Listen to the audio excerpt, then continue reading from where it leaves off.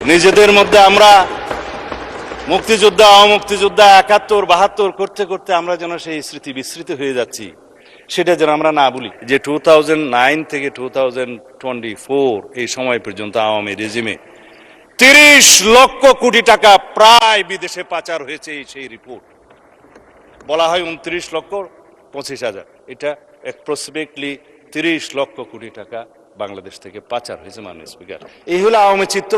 আর আমরা এখানে বাহাস করতেছি কে মুক্তিযোদ্ধা কে মুক্তিযোদ্ধা না। আমরা আসুন সবাই সম্মিলিতভাবে বিদেশে পাচারকৃত এই সমস্ত অর্থ ফেরত আনার ব্যবস্থা করি। আজকে শুনে আরো খুশি হয়েছে মাননীয় স্পিকার, যে বলে যে আমরা তো বিরোধী দল না।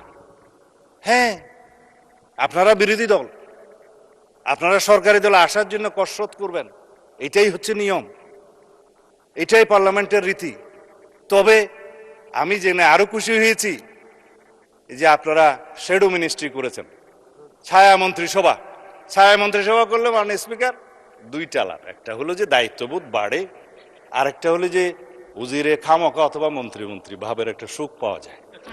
তো আমি অভিনন্দন জানাই যে আসুন আমরা শ্যাডো মিনিস্ট্রি হিসেবে আপনারা ডিক্লেয়ার করুন, কাউন্টার পার্ট হিসাবে আমার বিপরীতে মনে হয় আমার সোজাসুজি আছে হোম মিনিস্টার সাহেব শ্যাডো।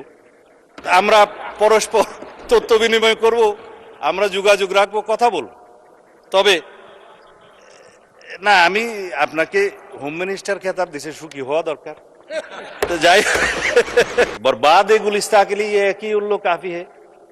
तो अभी घर घर बोले जे अगर हर शाख पे उल्लू बैठे है तो अंजाम ए गुलिस्ता क्या होगा।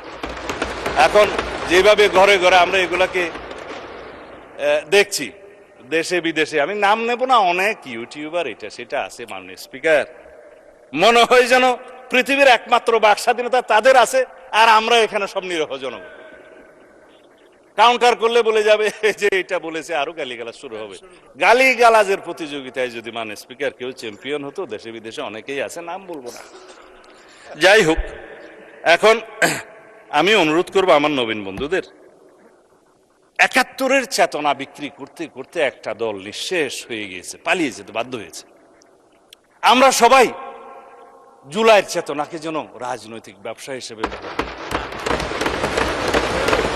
এই সংস্কার শহীদ রাষ্ট্রপতি জিয়াউর রহমানের সময় শুরু হয়েছিল, দেশনেত্রী বেগম খালেদা জিয়া এটা টেনে নিয়ে গেছেন, এবং জনাব তারেক রহমান এই সংস্কারের প্রস্তাব দিয়েছেন, ৩১ দফা প্রণয়ন করেছেন।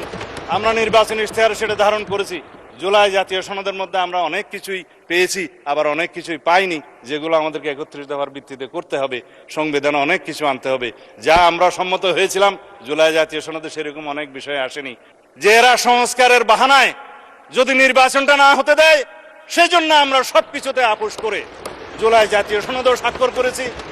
আমরা একত্রিত হয়েছি, সমঝোতা হয়েছে, এবং নির্বাচনের স্বার্থে আমরা অনেক কথা বলি নাই। বিএনপির ইতিহাস ১৯৭১ সালের ইতিহাস, মহান স্বাধীনতার ঘোষক শহীদ রাষ্ট্রপতি জিয়াউর রহমানের। বিএনপির ইতিহাস ৭ই নভেম্বরের ইতিহাস, এই দেশের সংবিধান এবং এই রাষ্ট্রকে রক্ষা করার ইতিহাস। বিএনপির ইতিহাস ১৯৭৯ সালে বহুদলীয় গণতন্ত্র প্রতিষ্ঠার ইতিহাস। বিএনপির ইতিহাস ১৯৯১ সালের এই দেশের সংসদীয় রাজনীতি প্রবর্তনের ইতিহাস। বিএনপির ইতিহাস ১৯৯৬ সালে তত্ত্বাবধায়ক সরকার পদ্ধতি প্রতিষ্ঠার ইতিহাস। বিএনপির ইতিহাস ১৯৯০, ২০২৪-এর ছাত্র গণ অভ্যুত্থান এবং গণ অভ্যুত্থানের মধ্য দিয়ে এই দেশের বারবার গণতন্ত্রকে রক্ষা করার ইতিহাস। মাননীয় স্পিকার, সময় তো চলে গেল, মাগরিবের আজান পর্যন্ত অন্তত যাই।